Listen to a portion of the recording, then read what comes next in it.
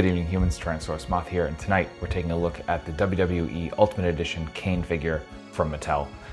I absolutely love the Kane character, especially from this era, the beginning, and Mattel really did a bang-up job here, except for one thing. However, Mattel has addressed that, and we're actually going to get to that in just a second. So let's dive right into this review. Let's do this. Aesthetically speaking, they really knocked it out of the park here with Kane, and except for one glaring issue, as you can see right off the bat. I'm sure your eyes might have been drawn to it, or maybe you haven't noticed it yet, but I will just say right now that Mattel has addressed it, and they said that a fix is coming. So, like, proportions are great. This is definitely one of the best looking Mattel figures I think I certainly own.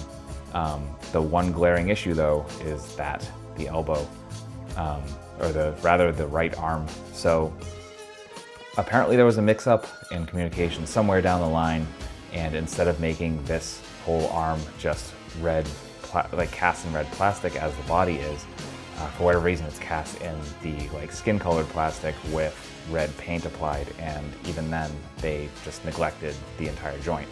So Mattel has addressed that. They said, I think one of the heads of marketing had said in a post on one of the wrestling figure forums that they are in the middle of having the replacement arms, and there's a head issue, which I'll get to in accessories.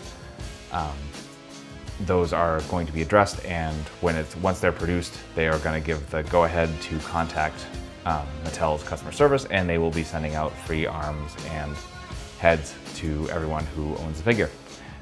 So I'm not sure how they're going to handle letting everyone know and all that, but I will actually update the description to this video accordingly. So check back if you have a figure and you need a fix and you need a way to figure that out.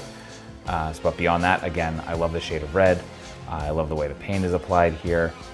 Proportions are great. Like, even the legs don't seem extra long on this particular wrestling figure, so that's great. It looks awesome. It looks like Kane, and yeah, even down to the eyes. Get that around here. There we go. That like piercing stare with the contacts, just really well done. So absolutely fantastic work all around from Mattel on this Ultimate. When it comes to accessories, we don't get quite as much as we get with some other WWE Ultimates. However, what we do get here is like perfect for the character and works, and I get why they might have held back a little bit here. So first off, we'll address what I had kind of alluded to in the last section, and that is the alternate head. So we get the hair back version of the face, and obviously you're not going to get different expressions. And the whole thing is like they didn't really finish the paint here, and apparently that's just everyone who's gotten it at this point.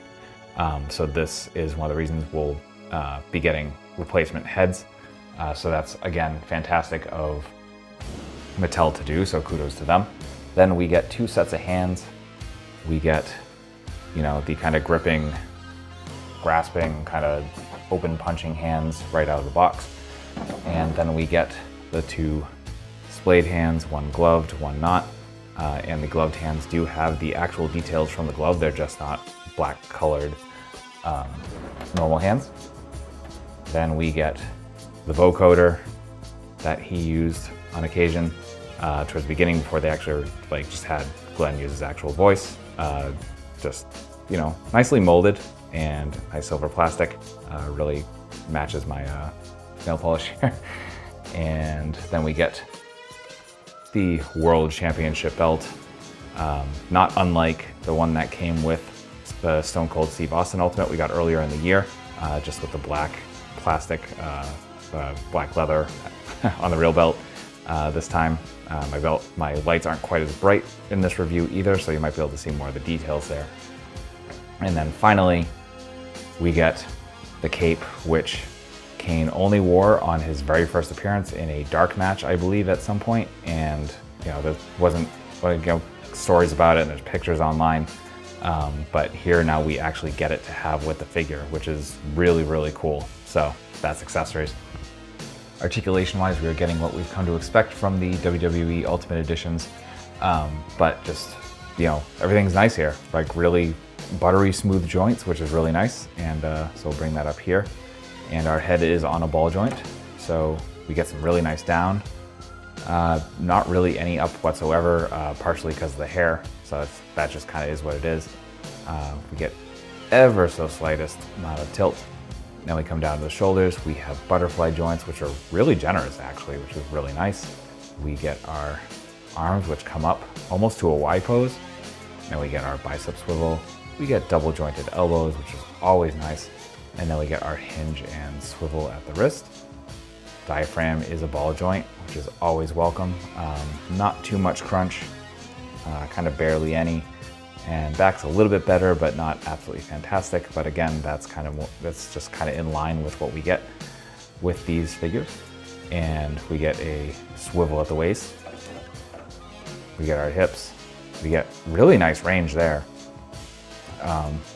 Unfortunately, not so much on the forward, so your big boot's gonna be a little hindered if you're going for that shot. Then we get thigh swivel. I'm kind of covering it in shadow there. There we go, thigh swivel, double jointed knees, really nice range there.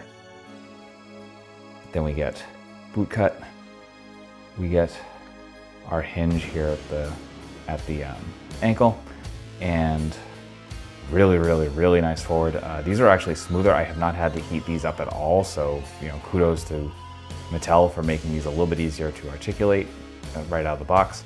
And then finally we get our toe joint, which brings us up to about there, and we can even go into the negative if you want. So that's articulation.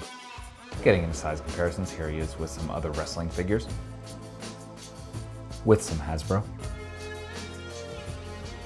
with some imports, with some monsters, finally with an Articulated Icons Oni, and yours truly in human form as an Articulated Icons Ninja. So my final thoughts on the WWE Ultimate Edition Kane figure is that this is a figure that lives up to the Ultimate Edition name. They put the right amount of accessories into it. The reverence for the history of the character, certainly the beginning of the history of the Kane character, is absolutely there, and it's fantastic. Aside from that one little mishap with the right arm, which is being fixed, this is fantastic. And honestly, if they fix that before the end of the year, this could easily creep into my top 10.